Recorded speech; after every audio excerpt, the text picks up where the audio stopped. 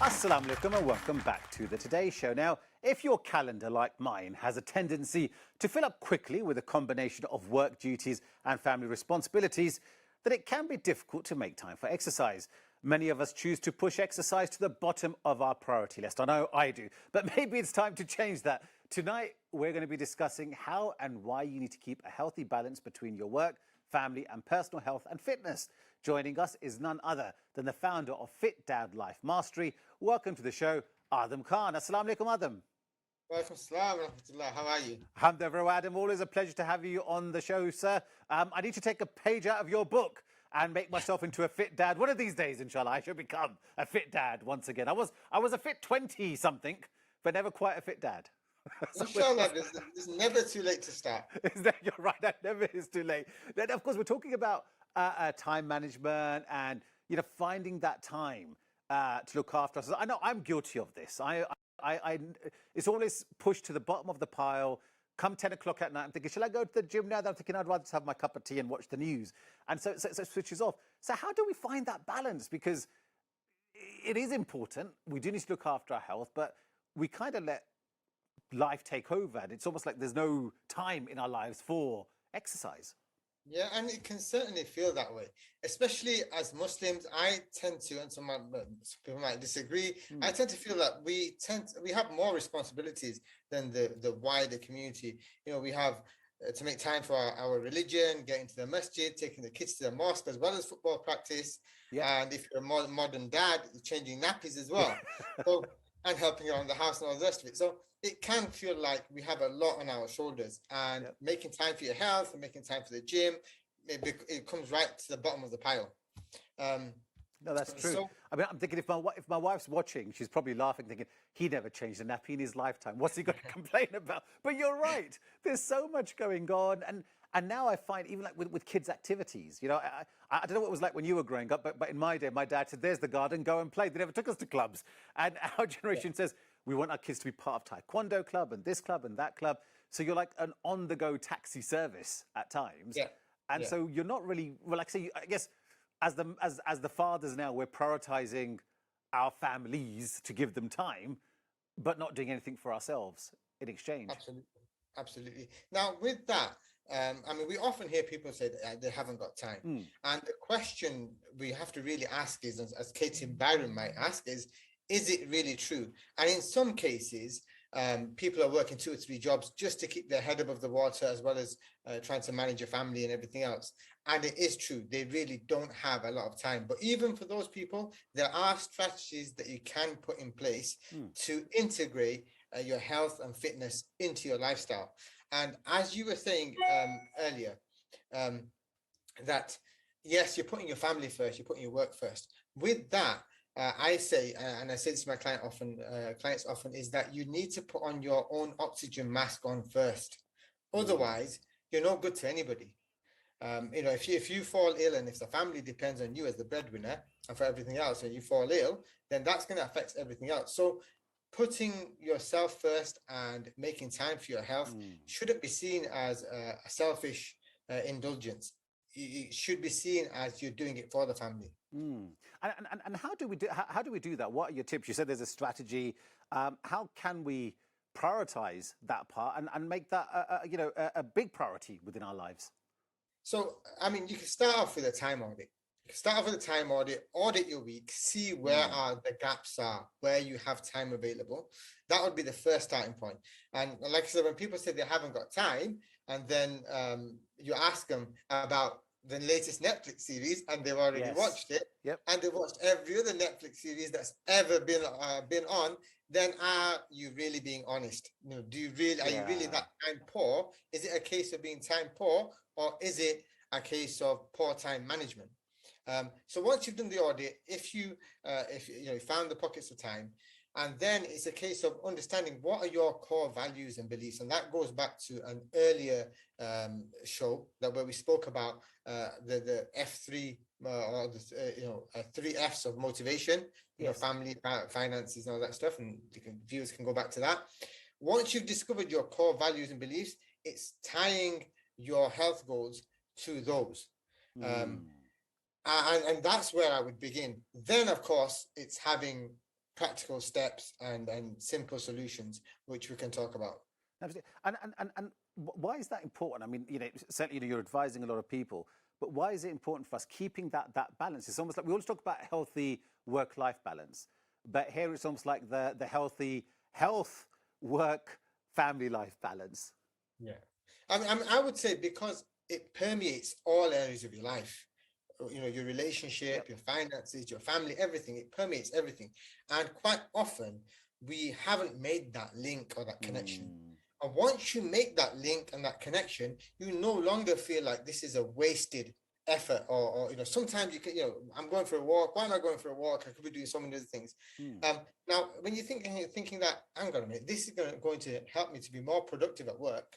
It's going to help me de-stress, because I don't know if you've ever experienced it. Sometimes I've been sat with a problem where I've sat there for an hour and a half, 2 hours, banging my head against a wall, and I can't seem to get anywhere. I'm feeling frustrated, I'm feeling stressed and anxious. Then I'll go and exercise, and I'll come back with a clear mind, and voila, the solution comes to me. Or whilst I'm exercising, the solution comes to me. And that's simply because you've got more oxygen, blood flow, you're feeling more calmer, relaxed, and you can problem solve better. And if you're to look at some of the most successful people, Jeff Bezos, and we're talking from a worldly perspective, and you see a lot of them are very healthy, and they'll attribute some of their success to their discipline and routine in looking after their health. And if we were to assume that nobody who is fit and healthy has a busy lifestyle, I mean, that would be completely incorrect, because you've got so many examples like that. So if you haven't got time, it's about realizing that you can actually be more productive, you can de-stress. And then there's also a thing called self-efficacy. Research shows that people who make time for their health and they're disciplined in that area, they tend to have greater self-efficacy. And that helps them to see challenges at work and in life as challenges rather than big, huge problems. And they're able to carry on that discipline and that the ability to set goals and achieve them. They're able to carry that on into their life, even in their parenting, even in their jobs and businesses. It's an interesting point, because you mentioned Jeff Bezos there. And I'm also remembering Barack Obama. And I remember when he was president, I think he still does this, but he used to dedicate a good hour in the morning for an exercise routine. And you think, here's probably, supposedly the most powerful man in the world, huge pressure, packed diary, but the exercise he never gave up on. And when we talk about, and I'm thinking of that, as you're speaking, I'm thinking my excuse always is when I don't have time. So I get the bit about, cutting down on TV. I mean, not Netflix. I'm watching the Today Show all the time. That's my guilty pleasure. But one is watching all those series. But then it's also that whole thing of, look, my job just requires me to be on call all the time. And that's not really true. It's almost like we've convinced ourselves that, our work requires all our time from 9 to 5. But like you said, Jeff Bezos, if I think of Bill Gates, all these multi-billionaires who are out in the world right now, they all give time for themselves. So if they can do it, maybe we can't use that excuse of I've got a high pressure job, so I can't. So I mean, with yourself, you're saying that at the end of the day, you don't feel like gym or exercising, and I totally get that. I feel exactly the same. Despite being a fitness professional, I feel exactly the same. So what do? You do it first thing in the morning, or you do it during the lunch break. Or even if, like with a lot of our clients, we don't push them towards strenuous training.